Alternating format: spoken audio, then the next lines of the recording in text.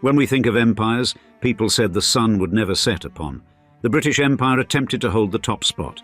And yet, what if we were to tell you that there was an empire so vast that quite literally the sun shone over its territories 24 hours a day across 11 time zones?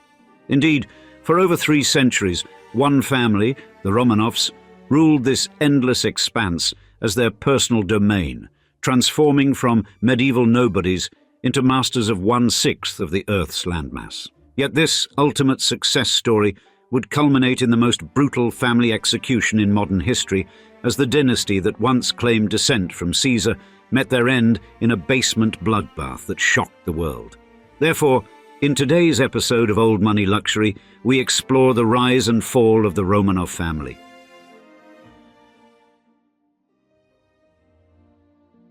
When dawn broke over the Pacific coastline of the Romanov Empire, Nicholas II ruled lands where the sun was simultaneously setting on Polish territories 6,000 miles to the west. An empire so vast that it existed in perpetual daylight. This was the scale of Romanov dominion, an empire so vast it encompassed 11 time zones from Warsaw to Vladivostok, containing 1/6 of the Earth's landmass. Within this immensity, Nicholas commanded a personal fortune that historians estimate between $250 and $300 billion in today's currency. This staggering sum represented not merely wealth, but the complete ownership of an empire where the distinction between ruler and state had dissolved entirely.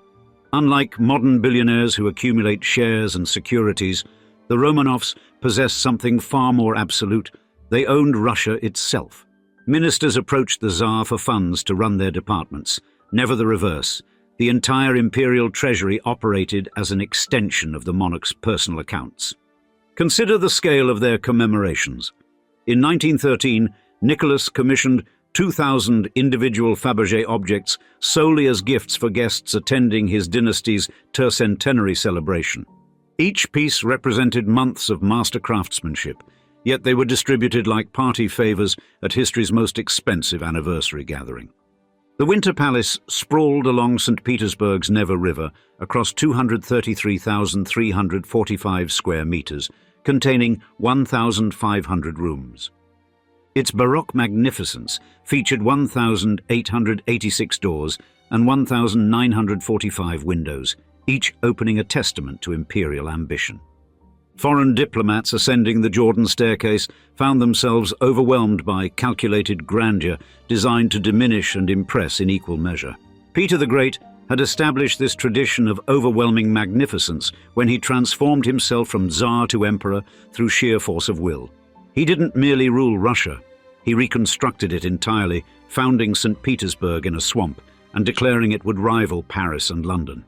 The imperial crown itself contained 4,936 diamonds, totaling 2,858 carats, topped by a red spinel the size of a hen's egg.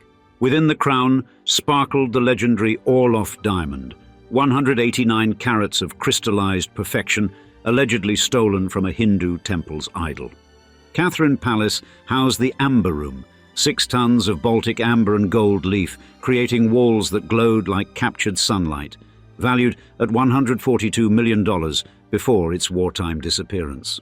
50 Fabergé eggs emerged from the imperial workshops over the decades, each a universe of jeweled mechanical perfection that required a year to complete. Nicholas II's personal annual allowance of 200,000 rubles could have fed entire Russian provinces for decades. Yet this golden empire harbored a fatal weakness in the form of Empress Alexandra, granddaughter of Queen Victoria, whose German blood would prove politically toxic during the Great War.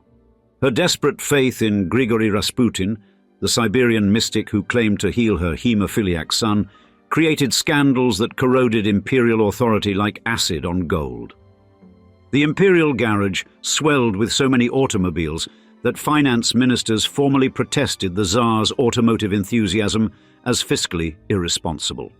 Alexandra's increasing isolation and reliance on Rasputin transformed the Winter Palace into a gilded fortress against reality itself. The family continued commissioning treasures and hosting balls, while revolutionary fervor spread through their empire like flames through dry timber. But to understand how a dynasty that claimed descent from Julius Caesar could crumble so completely, we must first trace their ascent from a medieval nobody named Andrei Kobyla. The Romanov dynasty's true origins began with Andrei Ivanovich Kobyla, a boyar who served the Muscovite court during the 14th century and died sometime after 1347. Historical chronicles mention Kobyla exactly once, in 1347, when Simeon of Moscow dispatched him to Tver to escort Simeon's bride, daughter of Alexander Mikhailovich of Tver. This single documented appearance would prove more significant than all the battles and treaties of his era combined. Earlier, genealogical claims insisted that Kobyla arrived in Moscow in 1341 from Prussia, where his supposed father, Glanda Kambila, had earned fame resisting the Teutonic Knights. Teutonic order records do reference a rebel named Glanda, lending slight credibility to this carefully constructed narrative. But by the late 17th century, after the Romanovs had secured the throne, their modest origins no longer sufficed. A fictional genealogy emerged claiming that Andrei Kobyla descended from Julius Caesar himself, transforming a minor boyar into the heir of Rome's greatest conqueror. This fabrication revealed how ruling families reconstruct their histories to match their contemporary status, creating mythological origins that justify their authority. The transformation from Kobyla to Romanov occurred through calculated marriages and political maneuvering across multiple generations. Roman Yurievich Zakarian Koshkin, who lived from approximately 1500 to 1543, served as the crucial link in this metamorphosis.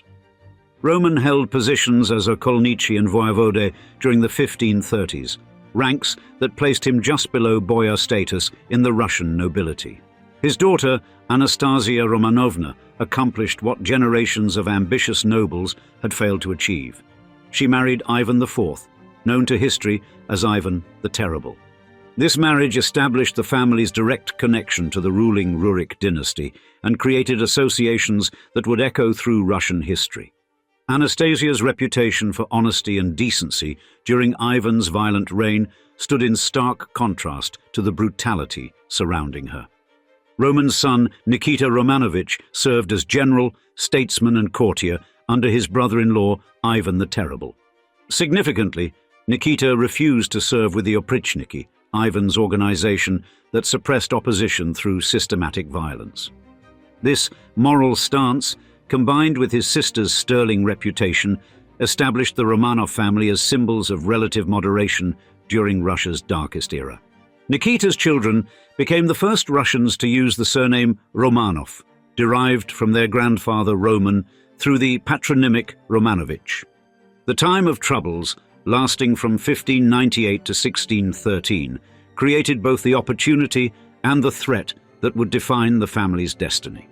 When Fyodor I died childless in 1598, the Rurik dynasty ended and Russia plunged into 15 years of civil war and foreign intervention. Boris Godunov, who seized the throne, viewed the Romanovs as dangerous rivals due to their connection to the previous dynasty. In 1601, when the future Tsar Michael was merely 5 years old, Godunov accused his father, Fyodor Nikitich Romanov, of treason. The family faced forced separation, monastic vows, and constant threat of execution as Russia descended into chaos. Young Michael Romanov spent his childhood in effective exile, hidden from political persecution while pretenders and foreign armies ravaged the country. But the very instability that threatened to destroy the Romanovs would ultimately deliver them to heights their boyar ancestor Kobyla could never have imagined.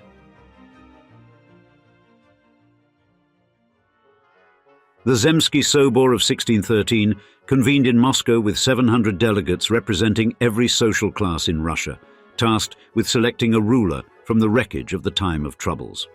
On February 21st, after weeks of deliberation, they chose 16-year-old Michael Romanov as their compromise candidate. One boyar allegedly declared the quiet part aloud. "Let us have Misha Romanov, for he is young and not yet wise. He will suit our purposes." Michael was discovered at the Ipatiev monastery near Kostroma on March 24th, living in obscurity with his mother Martha. His mother protested vehemently, stating that her son was too young and tender for so difficult an office. The coronation took place on July 21st, 1613, marking both Michael's 17th birthday and the formal end of Russia's near-death experience. Moscow itself lay in such ruins that the new Tsar had to wait weeks at the Troitsa monastery, 75 miles away, while suitable accommodation was prepared in the devastated capital. Michael's first crucial accomplishment involved expelling the foreign armies that still occupied vast swathes of Russian territory. The Peace of Stolbovo, signed February 17, 1617, resolved the Swedish occupation through payment of 20,000 rubles in exchange for the return of Novgorod and other northern territories.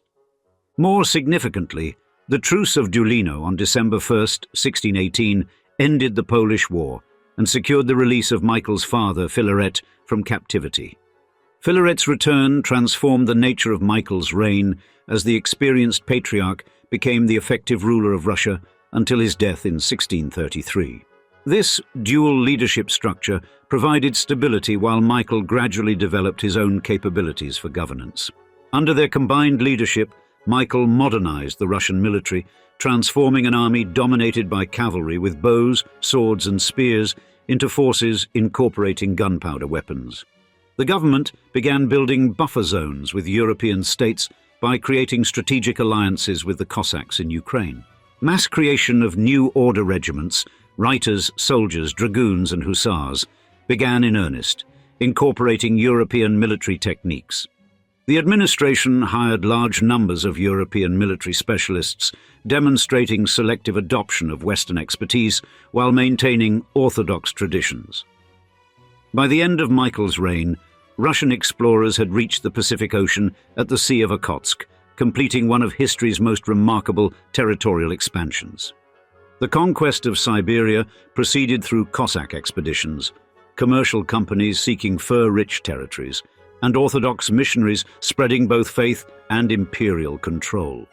Fur trade revenues from these vast new territories provided crucial income for the reconstructing Russian state. Filaret reformed church administration, instituted programs to establish divinity colleges in each diocese, and created libraries to upgrade theological scholarship across the empire. His ecclesiastical policies strove to minimize Roman Catholic influence, decreeing that all Latin Christians entering the Russian Orthodox Church must be rebaptized. The Patriarch sponsored social legislation to stabilize peasant farmers, reformed the tax structure, and reorganized military administration. Michael's government offered concessions and amnesties to rebel groups, incorporating former Cossacks and bandits into the Russian army rather than pursuing endless suppression. Financial stabilization proved more challenging than military victories, requiring new taxation systems and negotiated loans to fund essential state functions. The partnership between secular and religious authority created unprecedented concentration of control while blurring traditional boundaries. But as Michael aged and produced heirs, including his son Alexis, born in 1629, the seeds of future crisis were already germinating in the very reforms that had saved Russia. Alexis ascended to the throne at age 16, following Michael's death in 1645, becoming the first Tsar to sign laws on his own authority. His 31-year reign would witness both tremendous territorial expansion and devastating internal rebellions that nearly destroyed everything his father had built. The Sobornoye Ulogenie of 1649 strengthened bonds between autocracy and lower nobility while legally defining serfdom for centuries to come. This comprehensive legal code formally established the system of bonded labor that would persist until the 1860s, creating both stability and seething resentment. The Salt Riot of 1648 erupted when the government replaced various taxes with a universal salt tax that drove up prices of this crucial preservative. Up to 10,000 people took part in the civil unrest, forcing Alexis to exile his advisor, Boris Morozov, and convene the assembly that produced his landmark legal code. Salt was essential for preserving fish, a staple of the Russian diet, making the tax particularly devastating for common people. The Copper Riot of 1662 demonstrated how military expenses created economic instability, when the government issued copper money in large quantities and equated it with silver. Mass production of counterfeit copper money involved some government officials themselves, while insurgents demanded the surrender of traitors and steps to stabilize the economy. But these urban uprisings paled before Stenka Razin's rebellion of 1670 to 1671, the most serious internal threat faced by the early Romanov dynasty. Razin, born into a well-to-do Don Cossack family, captured Tsaritsyn, Astrakhan, Saratov and Samara, while promising to free the people from Boyar rule. His forces attracted escaped serfs, Kalmyks, and various disaffected groups seeking to establish a Cossack republic along the entire length of the Volga.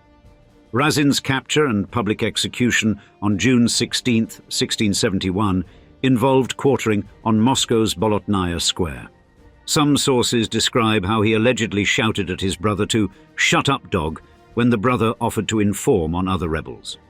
The bloody reprisals carried out by the Tsarist regime only strengthened popular resentment against autocratic rule. Yet the most enduring controversy of Alexis's reign involved the schism in the Russian Orthodox Church that permanently split Russian Christianity. Alexis sided closely with Patriarch Nikon during implementation of unpopular liturgical reforms aimed to establish uniformity between Greek and Russian church practices. The reforms triggered massive resistance from traditional believers who became known as Old Believers, creating divisions that would persist for centuries. Patriarch Nikon's violent temper and authoritarian inclinations earned him many enemies, ultimately leading to his disgrace despite Alexis's initial support. The Tsar became estranged from Nikon while retaining the controversial reforms, creating a compromise that satisfied neither traditionalists nor reformers. Opponents of the reform were excommunicated, but Old Believer communities persisted and contributed to popular uprisings throughout the late 1600s. Alexis married twice, producing 16 children from both unions, though child mortality remained devastatingly high. His first wife, Maria Ilyinichna Miloslavskaya, bore 13 children between 1648 and 1669 before dying shortly after the last birth. His second marriage to Natalia Kirillovna Narishkina in 1671 produced 3 additional children, including the future Peter the Great. Sofia Alexeyevna, Alexis's eldest daughter, received an exceptionally good education from the Belarusian monk Simeon Polotsky that prepared her for unprecedented future responsibilities. Following her brother Fyodor III's death in 1682, Sophia became regent of Russia from 1682 to 1689 during the minority of her half-brothers Ivan V and Peter I.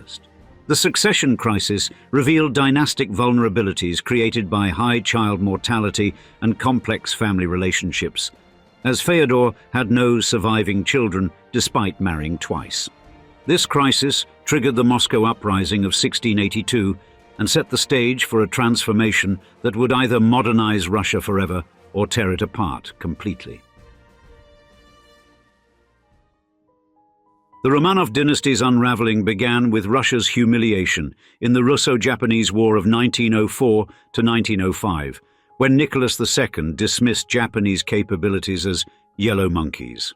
The loss of Port Arthur and the destruction of the Baltic fleet at Tsushima shattered the myth of Russian invincibility and fueled domestic dissent across the empire. This pattern of fatal underestimation repeated itself catastrophically when Nicholas assumed personal command of the army in 1915, despite lacking any military expertise. Under his leadership, Russia suffered 2,800,000 casualties by 1916, with defeats at Tannenberg and the Masurian Lakes decimating morale. The Brusilov offensive of 1916, while initially successful, exhausted Russia's remaining resources and cost 500,000 Russian lives without securing lasting gains.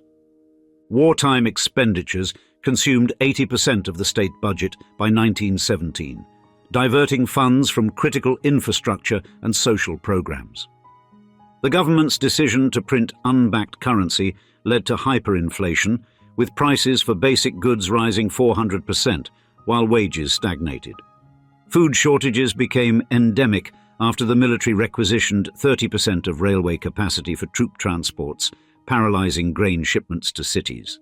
By February 1917, Petrograd's daily bread ration fell to 300 grams per person, sparking mass protests that would soon engulf the capital. The emancipation of serfs in 1861 had created a landless peasant class, increasingly drawn to revolutionary ideologies, with 1,500 agrarian uprisings recorded between 1914 and 1917. Industrial workers faced 14-hour shifts in factories operating at wartime capacity, while safety regulations were ignored, leading to frequent accidents. The Lena massacre of 1912, where troops killed 270 striking gold miners, exemplified the regime's brutal response to labor disputes. Nicholas II's dissolution of the Duma in 1915 and reliance on reactionary advisors like Pyotr Stolypin exacerbated political tensions. Stolypin's agrarian reforms increased agricultural output by 30%, but failed to address systemic inequality, as wealthy kulaks consolidated land at the expense of the rural poor. The Tsarina Alexandra's German heritage during wartime and her dependence on Grigory Rasputin, who influenced ministerial appointments, fueled suspicions of treason and incompetence. When strikes erupted in Petrograd in February 1917, Nicholas dismissed warnings as nonsense and ordered troops to fire on protesters. This triggered the February Revolution as 170,000 soldiers mutinied and joined the insurgents against their officers. The Treaty of Brest-Litovsk in 1918 would cede 34% of Russia's population and 89% of its coal fields to Germany, a national humiliation. The Bolsheviks capitalized on war weariness, promoting slogans like "Peace Land Bread" to undermine provisional government legitimacy. The Romanovs' inability to adapt to 20th century political currents, including rising socialism and nationalism, left them isolated from all social classes.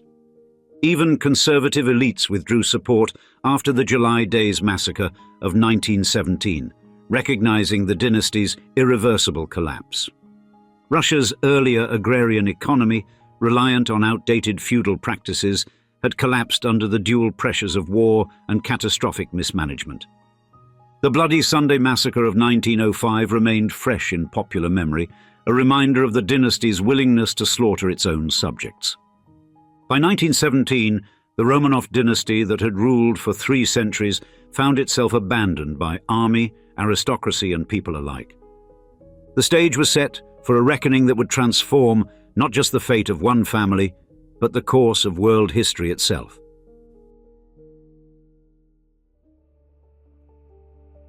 Following his abdication on March 15, 1917, Nicholas II and his family endured escalating humiliation at the Ipatiev house in Yekaterinburg. Their captors painted windows shut, conducted hourly room inspections, and reduced their rations to soldiers' black bread.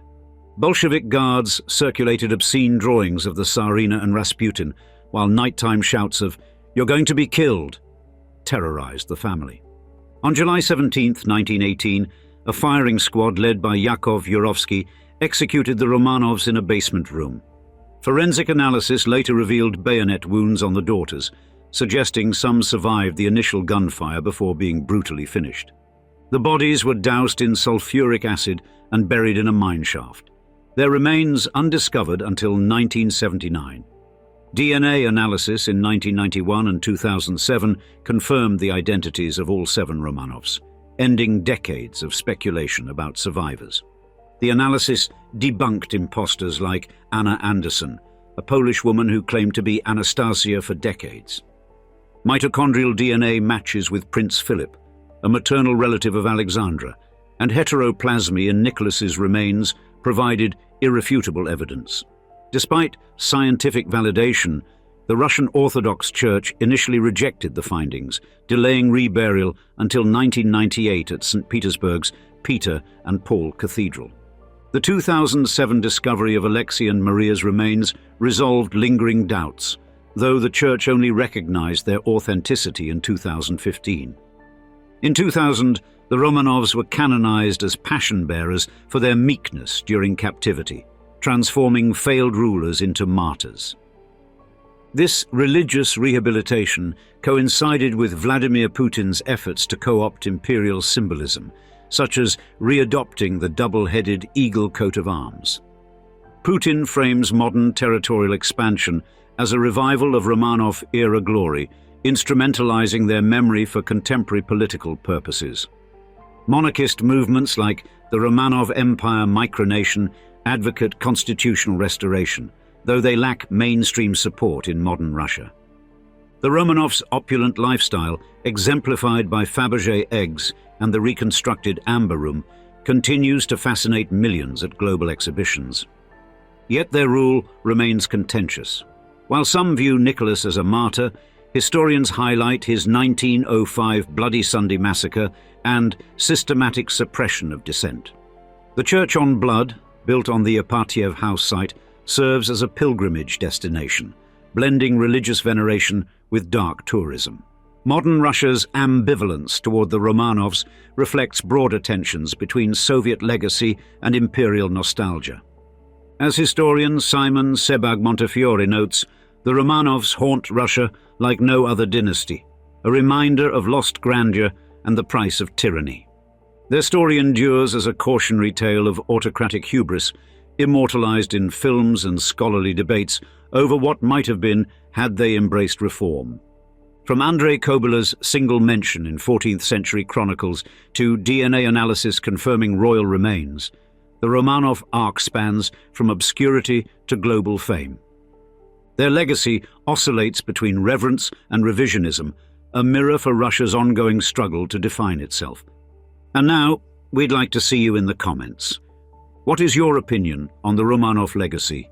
Should it be revered or should it be reviled? We look forward to hearing from you, and thanks again for joining us for another episode of Old Money Luxury. Cheers until the next time.